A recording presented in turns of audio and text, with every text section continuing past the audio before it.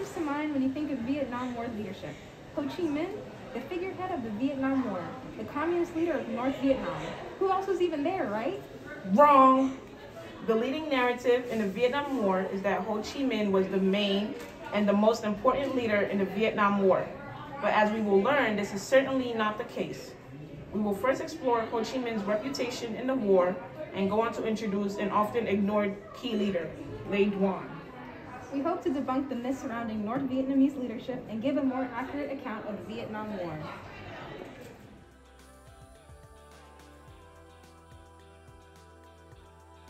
Ho Chi Minh was the founder of the Indochina Communist Party, later becoming the president of Vietnam.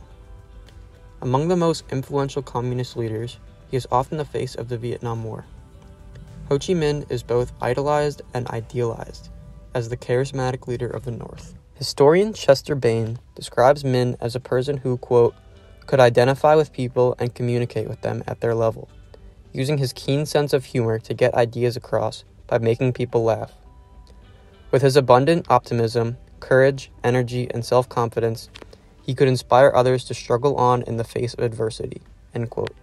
The American press regarded Ho Chi Minh as North Vietnam's leader, as, quote, a grandfatherly figure whose global travels and illustrious anti-colonial career made him a world-renowned figure, end quote. Perhaps this was intentional and fed to the press in an effort to hide any idea of messy North Vietnamese politics. Ho remained a powerful propaganda image within Vietnam too, especially for Southern resistance. Nguyen Thi Dinh, the woman who co-founded the NLF, refers to him affectionately as Uncle Ho, as many did at that time. Ho Chi Minh merely acted as a shield for North Vietnam leadership, as American intelligence were quick to target him as the true leader of North Vietnam, thought to be the mastermind behind Hanoi's war, with few others who could contest his role. A general credited in defeating French forces, General Giap, and the Prime Minister who represented Vietnam during the Geneva Conference, Van Dong, were suspected as the driving force behind the Vietnam War. But there is a more important leader who is often overlooked in the Second Indochina War. Looking more closely, however, shows that Ho Chi Minh acted as a so-called figurehead, while Le Duan was the real so-called architect in North Vietnam.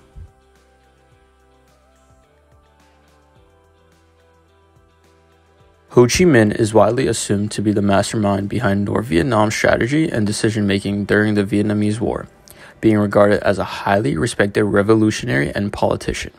Some even speculated that General Vo Nguyen Giap was the man in charge due to his impressive display of authority as a commanding officer during the Dien Bien Phu Battle of 1954, or even Prime Minister Pham Van Dong, who represented the Democratic Republic of Vietnam at the Geneva Conference. However, historian Leon Hong Nguyen clarifies that the actual leader behind these figureheads was Le Van Nguyen, preferably known as Le Duan. Born in 1907 to a poor family of 7, Le Duan witnessed the exploitation of Vietnam and its people under the repressive regime of French colonial rule. Initially working as a railway clerk, Le Duan climbed his way up to the top of the Vietnamese government and fought to restore Vietnamese independence through harsh political policies and tactical decisions. After losing the nomination for Minister of Defense to General Giap, Le Duan chose to leave for Mekong Delta and head party operations in hopes of expanding the Communist Party's grasp in the southern part of Vietnam. This decision paid off in the long run because upon returning back to Hanoi, Le Duan was the only Politburo member untainted by the party's failure to establish socialism in North Vietnam. Thus, after the demotion of the General Secretary, he took over the position and the Vietnamese Workers' Party.